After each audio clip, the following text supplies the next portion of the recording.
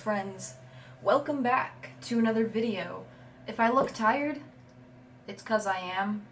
Today we are going to be talking about my sewing machine, and I thought this would be a very important video because I mentioned before that the sewing machine that I use is a Bernina 810, and this is one of the older sewing machines, and I think these sewing machines are very important because they are a lot better than modern sewing machines, which are made mostly out of plastic, whereas this sewing machine is made out of metal parts, so it's going to last longer.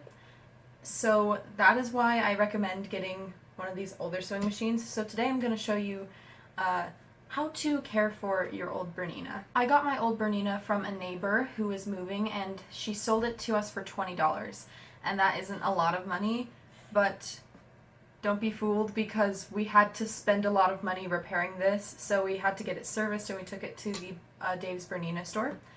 And we ended up having to replace the motor and the pedal, and the motors are not cheap. Let me just say that. They are not cheap, so if you need to replace a motor, it's going to cost you an arm and a leg. But so if you are buying one of these, I recommend trying to find one that does have a working motor. And we also had to replace the pedal. That only cost about $40, but still, try and find one that works as much as possible. But if you buy one of these, you're probably going to end up having to repair them anyway because they are very old. If you would like to get one of these machines, you can find them online. I believe there was one on eBay that I saw that seemed really, really good. So if you would like to purchase one of these machines, you're probably going to have to do some searching on the internet because they are not, I don't think they're being made anymore because they're so old. So I would recommend trying to find one on eBay. Sometimes you can find them at thrift stores. If you need to repair your sewing machine, I would recommend going to a Dave's Bernina store. They still service these machines, and I believe my mom has an 830 Bernina, and they can repair a lot of the old sewing machines as well. So I would recommend going there. Most of the time, I have my dad repair my sewing machine for me because he's an engineer. So if you're watching this, Dad, thank you so much for helping me repair my sewing machine countless times. Alright, so let's move on to how I take care of my sewing machine. Sewing machines need to be cleaned and oiled at least once a month, and when I say cleaned and oiled, I don't mean you have to take it to the store and get it, like, have a checkup. That's not, you can clean it all by yourself at home. So what I use to clean my machine is I have a rag to wipe the oil. I use Singer all-purpose machine oil, and then I have a Q-tip or one of those cleaning brushes that you can use to get into those hard-to-reach areas to wipe away any gunk or clusters of lint or thread. So first I'm going to remove this here. As you can see, it's not made for my sewing machine because there's this gap. This was made for my mom's 830, but it works just fine for my sewing machine as well. And now we're going to take a look where the bobbin case is. Cleaning out the bobbin case is really important because this is where most of people have trouble if their sewing machine starts squeaking. So as you can see, I just pushed this little hook over here. There's this little button, and I can push that in, and then it releases the bobbin case. So I can remove that and set that off to the side. And then there's another hook underneath here. There it is. So I push that, and then this whole plate pops off, and then I can remove that as well. Also, when I clean, I like to remove my foot, which comes off this hook here. And I also like to remove my needle, which I can just twist. And I probably should also remove the thread as well. So that just comes out. And I will take my thread And here are my sewing machine's guts. Alright, so first I like to get my Q-tip, and then I just like to clean out the thread and lint that gets stuck in between the dog teeth. And if you can't reach those places, you can always use tweezers because those work just fine. It just kind of grabs, you can just grab onto a clump. And I just kind of dust and pick up all those little clumps of thread. I cleaned this out recently, so there's not going to be as much thread, but sometimes I can open this and there will be thread caked onto this part here, and it's actually kind of satisfying to just take off because I can just grab onto it and then like I get this whole sheet and then it comes off. It's very satisfying. There's also a lot of thread underneath here, and this probably won't harm my sewing machine a lot, but I just like to clean that off anyway, just because it's nice and neat when I do so. And once I have cleaned off my thread, sometimes I also clean around here underneath all these metal parts. So try and just find all the thread clumps that you can get and pick those out.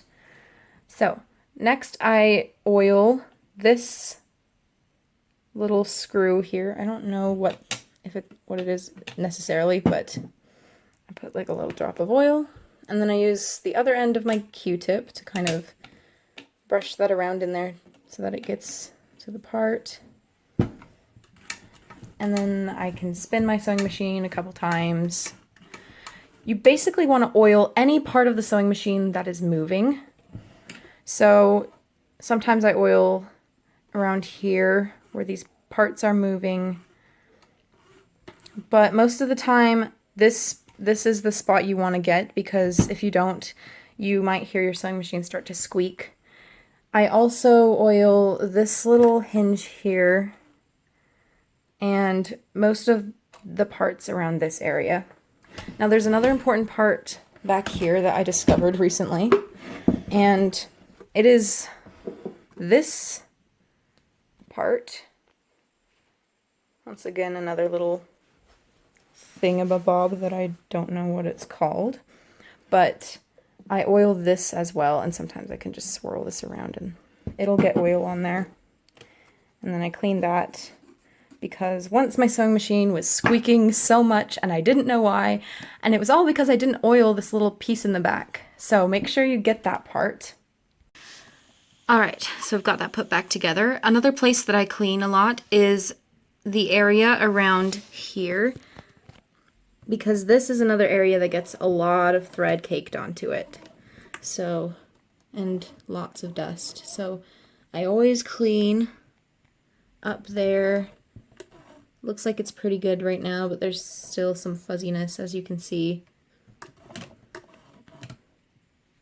Moving on to the top, the top of my sewing machine unscrews with 2 screws, so there's one here and one there, so I do have to unscrew this every single time I oil the top.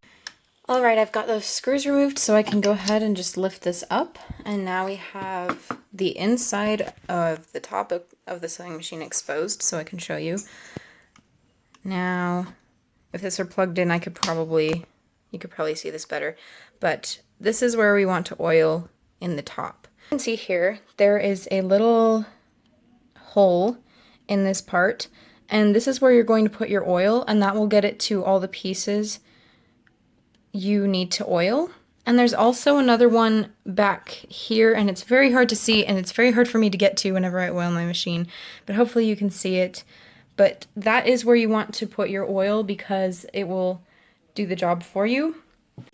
And once you're done oiling your machine, you want to go in with your rag and you want to wipe off that excess oil, otherwise it's going to get on whatever you're sewing, and then you'll just have oil stains on your sewing projects, and we don't want that. So make sure that you wipe up all the extra oil. These 2 features down here are ones that I use quite a bit. So this knob, when you turn it, it puts the teeth on the sewing machine up and down. And I use this a lot to do Freemotion embroidery, which is basically just embroidery with your sewing machine. And then I also usually keep my sewing machine on the max setting, just because I've been sewing for long enough that I'm comfortable just sewing lots and lots of fabric really, really fast. Another really cool thing I like about this Bernina is it came with a lot of really, really good feet. So here's my zipper foot. So it came with the zipper foot, and this is my Freemotion embroidery foot. And that one, I can't remember what this one's for. But I've got so many feet to sew with. Some of these I don't even know what they're supposed to do, but I've been able to put them to good use. Here's my rolled hem foot, and I think this one does pleats, and then this one is another rolled hem foot. So I would say that out of all these feet, the ones I use the most would be the rolled hem foot, the Freemotion embroidery foot, and the zipper foot. So I'd recommend definitely having these 3 feet in your collection. I hope you found this video helpful, and if you're thinking about purchasing your own Bernina, make sure that it has all the right parts, and if you need to make repairs, make sure that they are affordable repairs. I hope you found this video really helpful, and if you have any questions about your sewing machine or my sewing machine or sewing machines in general, feel free to comment down below and I will do my best to answer them. And with that said, I hope you have a wonderful day.